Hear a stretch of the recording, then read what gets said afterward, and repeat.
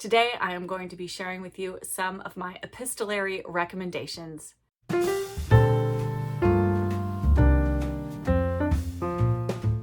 Hello book friends, I'm Jen and welcome to my reading life and welcome to my final video of 2024.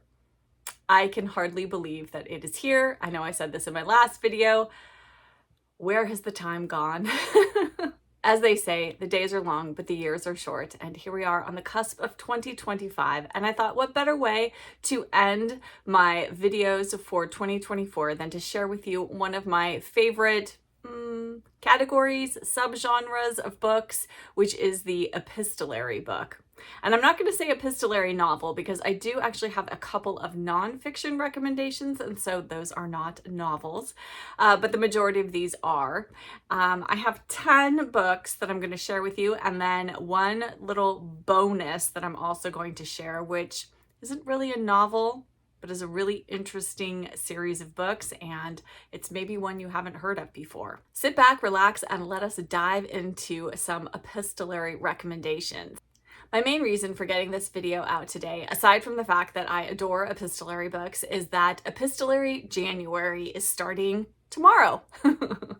And as such, I thought I would give you all some recommendations if you are considering participating in Epistolary January. This lovely read-along is being hosted by Anne at In Search of Wonder, Kelli at Kelli Reads a Lot, Miriam at Miriam Elizabeth Reads, Cheryl at Candlewick Library, and Jane at Jane Reads. If you want to join along, I will have a link to the announcement videos in the description box below. You can find out all the details about Epistolary January there, but really in order to participate, all you have to do is read an epistolary book and you will have joined in on the read-along. And epistolary novels and books in general are so wonderful. I think epistolary novels are perfect for January. They are a wonderful way to ease yourself into your reading for the new year. And I have quite a few recommendations for you. Some of these are going to be books that you've definitely heard of, and some of these may be books that you've never heard of, which I always try to include in my recommendations because I love to find books that I've never heard of before, and so I like to share those books with all of you guys as well. I hope this video isn't super shaky. My tripod setup for filming here on my chaise lounge is not the best, so I'm doing my darndest to sit as still as I possibly can, but every time I move it makes the camera wobble, so apologies for any wobbliness in this video. But I know so many of you have commented on how you love to see this particular view from my videos, so I'm going to try to film a few more from this angle this year, and but I probably am going to need to figure out a better setup for how I have my camera positioned here. Enough of the logistics of filming this video. Let us get into some of the books. So first I'm going to start off with a few books that you have probably heard of before, and this first one is a very popular epistolary novel from the past a few decades, and that is The Guernsey Literary and Potato Peel Pie Society by Marianne Schaffer and Annie Barrows.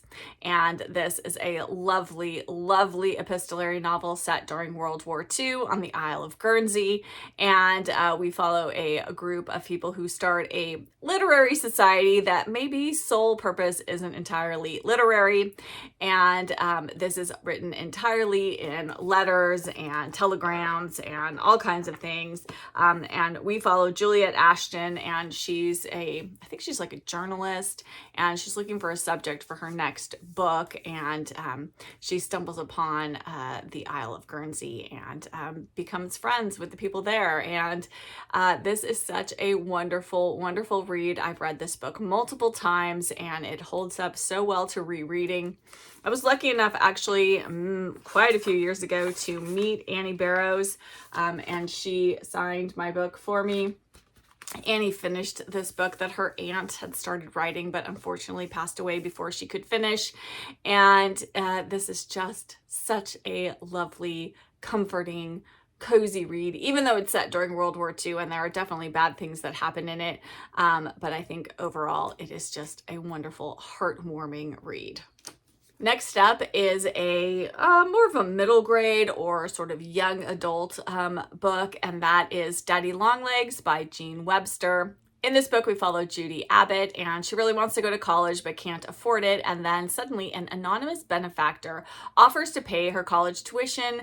And in return, all he asks is that she write him and tell him all about her experiences. And she does. And thus we have Daddy Longlegs. And this is just such a delightful read. It's very slim, so if you need something on the shorter side to read for Epistolary January, this is a perfect book to pick, and it is just delightful. Next, I'm going to share two nonfiction epistolary picks. The first one is very, very famous and gets talked about a lot here on BookTube, and that is, of course, 84 Charming Crossroad by Helene Hanff. And this book tells the story of Helene's correspondence with Marks & Company, a bookseller in London, and her relationship and friendship with the people who work at the store. She lives in New York City, and particularly her friendship with Frank Dole. And they correspond over a number of years, and they send her books that she's looking for, which she cannot find in New York City or in the US in general. And it is so charming, so wonderful. If you have not read this book, I implore you, please pick it up. It is wonderful. You can read it in just a couple of sittings, and you'll be charmed, just like all the rest of us who have read it have been charmed. You cannot go wrong with 84 Charing Cross Road. And then my second nonfiction pick for an epistolary book is Rainer Maria Rilke's Letters to a Young Poet. I read this within the past year for the very first time, and I actually listened to an audiobook recording of it read by Dan Stevens of Downton Abbey fame, and it was just so wonderful. And so I had to get myself a physical copy, and I plan to reread this because there were so many quotes in here that I wanted to make note of, and so I'm going to go through and annotate this copy. But if you have never read this book, I can't believe I waited so long to read this. Again, it's very, very slim, and it is full of just nuggets of life wisdom is probably the best way that I can put it. And I just adored this, and I think this would make an excellent pick for Epistolary January.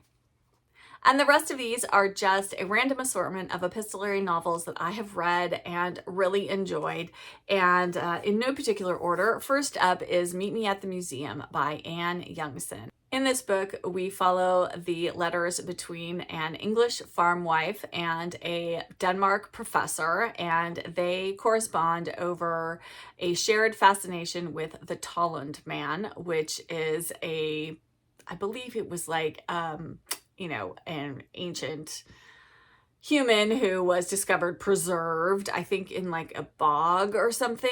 I forget exactly all of the details, but if you read the book, then you'll find out. And the Tolland man was immortalized in a poem by Seamus Heaney, and the two of them start a correspondence, and both of them have sort of ended up in a place in their life where they are not satisfied. And so we just follow along and see how their correspondence and their friendship changes them both. So this was a really interesting read, and I really enjoyed it. And this edition is just beautiful. I love it so much. Next, I have a middle grade epistolary book, and that is Regarding the Fountain by Kate Cleise. And the subtitle of this is A Tale in Letters of Liars and Leaks. And in this, we follow the principal, the students of Dry Creek Middle School, whose drinking fountain has sprung a leak and is causing all kinds of havoc at the school. And they are trying to get the fountain repaired, and some of the students come up with some ideas for what the fountain should be like, as is kind of indicated by the photo on the front of the book. And this is just light. It's silly, it is so funny, and there are some other books in this series that I really want to read, but I thoroughly enjoyed this. So whether you're looking for a book to read in Epistolary January or maybe something for middle grade March, Regarding the Fountain is just delightful. Really, really enjoyed that one. And then next up is a book that is so unique and so charming, and that is Elemento by Mark Dunn. And in this, we follow the inhabitants of the fictional island of Nollop off the coast of South Carolina. And this island has been named after Nevin Nollop, the author of the immortal phrase containing all the letters of the alphabet, "The quick brown fox jumps over the lazy dog." And then suddenly the sort of town or island council starts banning the use of certain letters, and then they start banning more letters and more letters. And so you are following correspondence in here between different people on the island and off the island, and slowly but surely lots and lots of letters start to disappear from their language. And so the letters stop using the letters, as in the epistolary format of the letter, stop using those letters as well. And it is both hilarious and also somewhat a pointed look at what totalitarianism will do, and how people rally against that. And I found this such a thought-provoking read, so interesting and so much fun. If you like words and wordplay and anything like that, you like crossword puzzles or word searches or anything like that, you will enjoy this book. This just tickled my English major funny bone so much. And yes, this was a delight. And it's not one that I hear talked about all that much. And I highly recommend this. This was a 5-star read for me. And it's one I hope to reread again pretty soon. My next pick is probably going to be on my favorite books of the year this year, and that is Love and Saffron by Kim Fay. This is a novel of friendship, food, and love, and we follow two women, one older woman who lives in the Pacific Northwest, and then a young woman in her 20s who lives in Los Angeles. And they strike up a correspondence. The woman in the Pacific Northwest writes I believe it's like a magazine column. And this younger woman's mother used to get this magazine, and so the young woman's familiar with her, and she reaches out, and they strike up a friendship. And this one will just get you with all the feels. If you like books with food and friendship and letters, of course, then you cannot go wrong with Love and Saffron, and I cannot wait. The sequel is coming out, I believe, in March, I want to say. I've already pre-ordered it. I'm so looking forward to it. And in keeping with my Read Your Shelves 2025 challenge, I will be reading that one as soon as it arrives, so as not to add it to my unread books. Yes, that is a promise I am making right here and now. And then next up is a just fun, light, delightful epistolary book, and that is Business as Usual by Jane Oliver and Anne Stafford. And in this, we follow Hilary Fane, and she is fresh out of Edinburgh University, and she's decided that for the next year, she's going to live in London and support herself before she gets married. She has a fiance, and I believe he's a surgeon, yes. And though neither her family nor her fiance really want her to do this, she does it anyway. And she gets a job at what is a loosely disguised, I believe, Selfridges in London. And she kind of works her way through some of the different departments. And we just learn all about what happens to her during her year in London while working at this department store. And this is just so much fun. I adored this book. It is absolutely charming, and I can't recommend it enough. Really love this. And then my last epistolary novel is another one I haven't really heard talked about that much. And this is for all of you who maybe are looking for something that's a little bit more literary. So this has got a little bit more meat to it. A lot of the epistolary novels that I've mentioned so far are just very kind of light. Even if they have darker topics that they touch on, still the overall feel of the book is on the lighter side. And this one has just a little bit more meat to it, and that is Frances and Bernard by Carleen Bauer. This is inspired by the lives and friendship of Flannery O'Connor and Robert Lowell, and it is told entirely through their letters to one another, and we just learn all about who they are and about their friendship, and about their lives, and I just devoured this one. This was a book that had been sitting on my shelf. I received this for Christmas 2013, and yes, it needed to be read, and I read it earlier this year, and I really, really enjoyed this. So again, if you're looking for something with some more literary themes to it, then I don't think you can go wrong with Frances and Bernard. I highly, highly recommend it. And then lastly, I'm going to talk about a series of books, which I think I mentioned, I know I mentioned in another video earlier this year. I'm blanking on which video it was, but this series of books, I'm not going to say they're novels. They are epistolary, but they are their own unique, I mean, they're almost like a piece of art. Well, I won't keep you in suspense any longer, but these are the Griffin and Sabine books by Nick Bantock. And in this, we follow the relationship between Griffin and Sabine. And Griffin is an artist, and he starts getting these letters from this woman, Sabine, who he doesn't know, but seems to know all kinds of things about him, seems to be able to see him and see into his life. And is she real? Is she a figment of his imagination? Is he going crazy? You'll just have to read and find out. So the fun thing about this, again, Nick Bantock is so creative. So some of the correspondence is written like as postcards, but the letters themselves, let me find one, are in actual envelopes. You guys know, I've talked about other books that do this as well, but you actually pull out the letter and read it. And they often have, as you can see on this one, there's art at the top of this, but you can actually read the correspondence.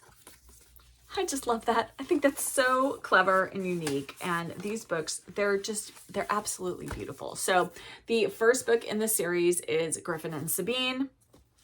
The second is Sabine's Notebook, in which the extraordinary correspondence of Griffin and Sabine continues. And then The Golden Mean, in which the extraordinary correspondence of Griffin and Sabine concludes.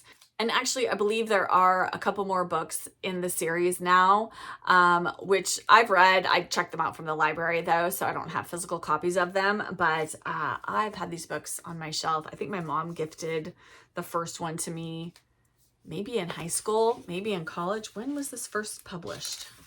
Yes, I think I got this probably the year it came out, which was 1991, which was the year I graduated from high school.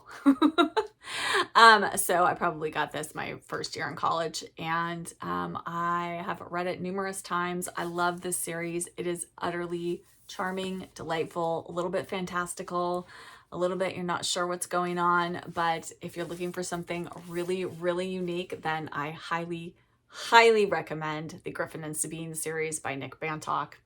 It's just wonderful. And that is it. Those are my epistolary recommendations. I would love to hear from you all in the comments. Have you read any of these books? Are you going to add any of them to your TBR? And are you planning to read something epistolary for Epistolary January?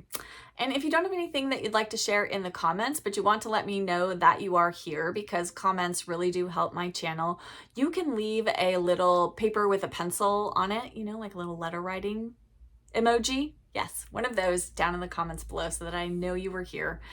That would be fantastic. And if you want to know what I am going to be reading for Epistolary January, you can head on over to my January TBR video where I share my picks for Epistolary January. Thank you so much for watching this video. If you enjoyed it, if you could hit that like button and subscribe if you aren't already subscribed. I would love to have you join my bookish community. And as always, I'll be back with another video very soon. Bye!